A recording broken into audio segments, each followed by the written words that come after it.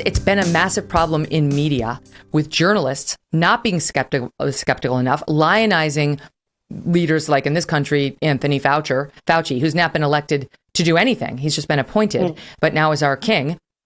And maddening, but the press has a duty to be more skeptical. The press has a duty to be basically assholes in dealing with government officials. That's what we get paid to do. We're not there to kiss their ass. We're there to make life uncomfortable for them. Absolutely. I'm so glad that you raised that point, Megyn, because I believe that was a Danish newspaper. And it was Danish, yes. Yeah, that story really struck me because this was one of the things that I was arguing for a lot in our story meetings is, since when do we as journalists take government's word on something? Since when do we just go, oh, okay, that's fact?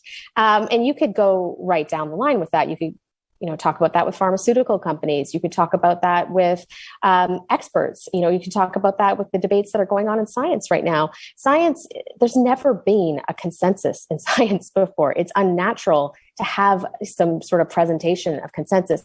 Science has always had a ton of arguments. And the fact that we haven't been seeing those or airing those publicly in the last 2 years is really a problem. But as you say, journalism is an adversarial role. And I think this is part of what's getting lost is that we are meant to be hypercritical. We are meant to be adversarial. We are meant to be aggressive. We are meant to question everything all the time. It is not a natural state for journalism to not do that. And I think part of what's happened, just is people are burnt out. People are exhausted. People are tired. People have been afraid. People have been isolated, particularly here in Toronto, where we had really, really long lockdowns. So I think that's playing a role in it. But I also think that the Twitter culture is playing a massive role as well, because people have been so isolated and online all the time that the influence of Twitter is now outsized. Twitter definitely promotes specific narratives about all of the stories that we're covering every day. And stifles other entirely different ones. Like you can't even get it on the air, never mind have a debate. Well, and I think these things happen in subtle ways sometimes. I think that, you have really high interest level for some stories in a story meeting, whereas you have very low interest level for others. You've been in many story meetings, there's some stories are a much harder sell than others. There's, especially if you have less kind of viewpoints in a story meeting, it's more difficult to get more nuance. I also think, and this is something that I've talked about somewhat, is that the labor practices are really playing into this as well. So you have media now using precarious labor. My former employer did that. It was, I don't know the exact number at this particular day and time, but it was usually around a quarter of the workforce was precarious. Meaning, what does that mean? Working on are you talking about? Well, I don't know what you mean by precarious workforce. Yeah. So at the CBC, a good portion of the workforce is not a permanent employee. So they would either be on contract or they would be working day to day. And the number is usually around a quarter. I don't know what the number is today exactly, but it's a large portion of the workforce. And so particularly the people that are working day to day without contracts, they would be sitting in story meetings auditioning for their job day after day after day. And that does not lend itself to, the sort of attitude you and I were speaking about a few moments ago about that adversarial fighting for stories, arguing, looking for new perspectives, challenging. You can't do that if you don't have permanent employment. That's interesting.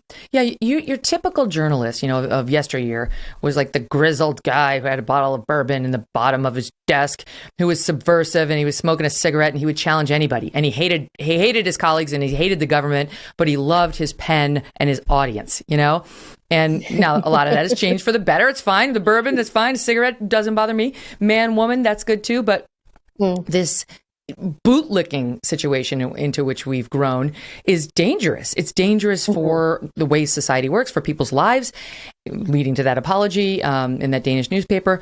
But I also think part of it is, I don't know how it is in Canada, but our media is controlled by Big Pharma. I mean, Big Pharma's got drug ads everywhere, and they're reticent to cross them. I mean, I know that. I have lived that in my past life. It's one of the reasons why I own my own company now. But they control a lot here, and most of these TV channels and a lot of print outlets don't want to cross them. Mm-hmm. I don't have any experience with that. I don't see that influence the CBC of big pharma. And, again, CBC is a public broadcaster, so publicly funded. So I don't have any experience with that. But I do think right now in the public, public opinion, there has been very little criticism and debate about big pharma during this last period of time. And I think that's really unhealthy. I also think that with the way that science has been covered in the last couple of years, it's almost as if there is the goal of just like explaining the science to people, as opposed to looking at science as an endeavor, like any other endeavor. Where they say science is a verb; it's not a noun. And some people in science are going to be in conflict of interest. Some people in science are going to be corrupt. Some people are going to be making human errors. Some people are going to be exhausted and burnt out. I mean, this is an endeavor like any other endeavor and should be criticized and scrutinized in that way.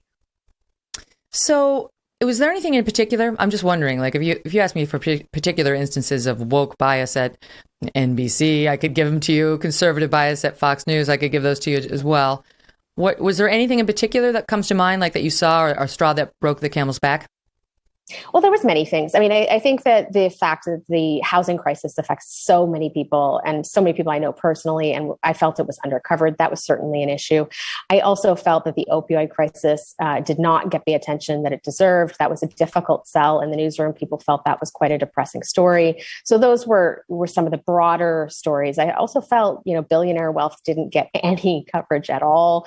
In the pandemic, we've seen Canadian billionaires increase their wealth by about 68%. It's a big story that has a lot of ramifications. It wasn't getting covered. So those are some of the things that I felt weren't getting covered.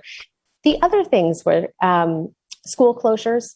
Until very recently, we just weren't hearing debate about that. And that is something that I think is just a massive change in society and needs to be, robustly debated and discussed and defended if that's what we're going to do. Personally, I don't think that school closures are a good public policy at all.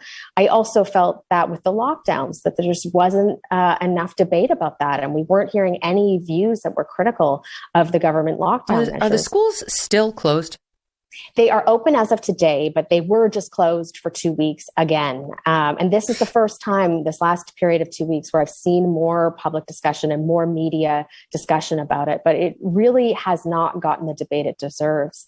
And then the vaccine mandates were another one that I felt personally like it was not a logical sort of public policy, and the reporting I was doing did not line up with sort of the public conversation on it. And so look at this, they're sabotaging you to this moment. They just turned off your lights. They're listening. I can see that. Tara, they're still there on your shoulder trying to sabotage you. This is so insane. Megyn, in Toronto right now, we are in a form of lockdown. So I'm speaking to you from the common room in my condo building so that my little puppy does not make noise. Oh, thank you. Trust me, been there. I get it. I can relate. Those are a lot of examples. Another example that was a personal example for me, because I cared quite deeply about it, was the Dave Chappelle Netflix controversy. I started my career in hip hop. I spent the first 6 years reporting in hip hop, and Dave Chappelle very much comes from that world. And I felt, here's a huge global comedian who has so many fans. Millions of people watch that special. He's very beloved in the public and very beloved in the comedy world. And I just didn't see that perspective represented. The coverage was very one-sided. And that one in particular stood out to me. So I think the thing that tipped me over the edge were the vaccine mandates and the Dave Chappelle coverage. Mm-hmm. The CBC did give us a statement. I'm sure you've read something similar. They respectfully disagree with your perspective. They say a few minutes on Google will surface countless recent CBC news stories on the very subjects that Tara claims we're ignoring, from the housing crisis and affordability to the epidemic of drug overdoses. They say they were nominated for Canada's highest journalism honor. Okay. And they say that some of their programs keep track of the gender, race, and location of people who appear to make sure they're representative of the Canadian population. That relates to another allegation you made in your Peace Out letter, where you basically said they're asking the race of guests who are coming on. I have to Google around on the internet to try to figure out, is this a black guy? Is this a black woman? I need to make sure my numbers are right, or I can't just have, I don't know. I can see why most networks say you don't want just one race on the air. Like if every face is a white face, you can't have that, right? So I see their defense there, but what are you saying, that they've got like a quota system now? Because they deny that. Yeah. So basically, what I was referring to is after sort of the George Floyd incident, basically what they decided to do was to pilot content tracing projects throughout the service. So they were public about that. The one that I was involved in was not public. So I sat on a committee for this, and basically the idea was across current affairs to take a look at what the demographics of our guests were on air. The problem being was because it was not a public project, we were not able to ask people who we were interviewing how, what their racial background was. And so, as you mentioned previously, we're on Google, we're on social media trying to guess, which is quite a fool's errand in a city like Toronto, which is so multiracial. As for the diversification, not to mention it's fraught with peril. Yeah. It's a very strange way to approach it. Now, in terms of the broader question of diversifying our newsrooms, I do support that. I think that's very, very important. What I was objecting to was the sort of obsession with racial diversity and the lack of focus on other kind of aspects of diversity. So a narrow in kind of definition of what diversity is, and the implication being that if you have a different skin color, that you automatically have a different perspective. And so I reject that premise while affirming the idea of diversifying our newsrooms. And really what I'm calling for is more diversity, not less, more viewpoints, more people of different economic backgrounds, more people of different religious backgrounds, more people of different political and geographical backgrounds. I want more fulsome diversity. That's what I was arguing for.